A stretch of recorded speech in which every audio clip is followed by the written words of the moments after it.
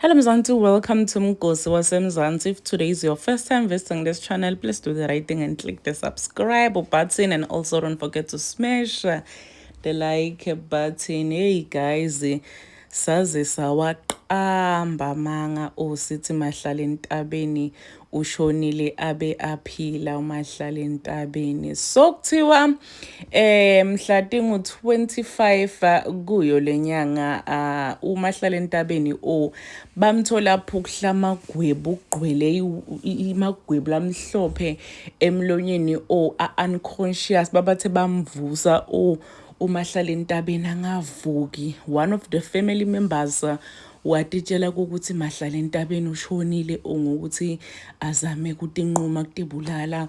Watshela abantu ukuthi mahlala entabeni ushonile, watshela ama-family members, watshela abomakhelwane.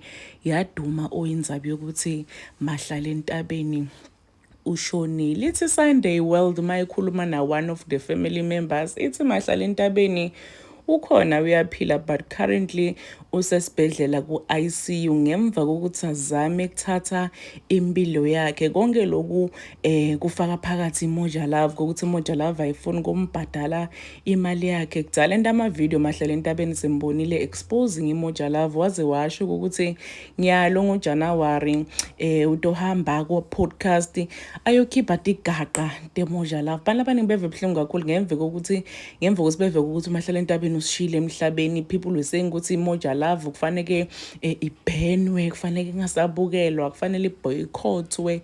Abaphila mahlala entabeni, yes, impilo yakho currently critical situation, critical situations because ICU, but she's still alive, uyaphila, safe and sound.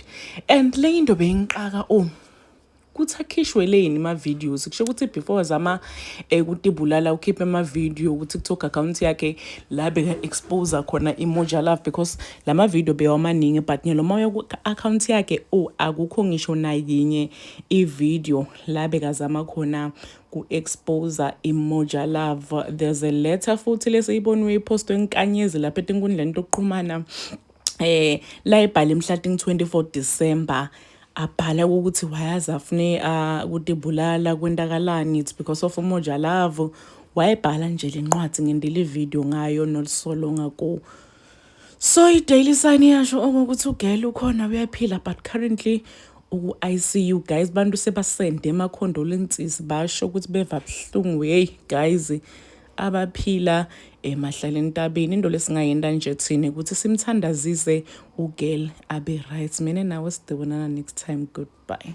Saze sathuka sithi intombazana ishonile bari phela mahlala entabeni uthi letaba tsa gore hey intombazana ngathi zenyile ishonile taba yathi hayi ma. Family retracts death report confirms umndeni Star mahlala entabeni is alive. Thusaphila intombazana bari allegedly family ekhaya bari khayibuwa neyire thina mangase ICU sithi umuntu ushonile. Sunday World echobela intombazana yazi ntisambonga uJehova umnini mandla onke ukuthi usaphila mara batho batlobuwa maka ka bophelo ba motho jena. Doesn't that make you think gore ha di yo tse ding tse batho ba bua maka ka tsona?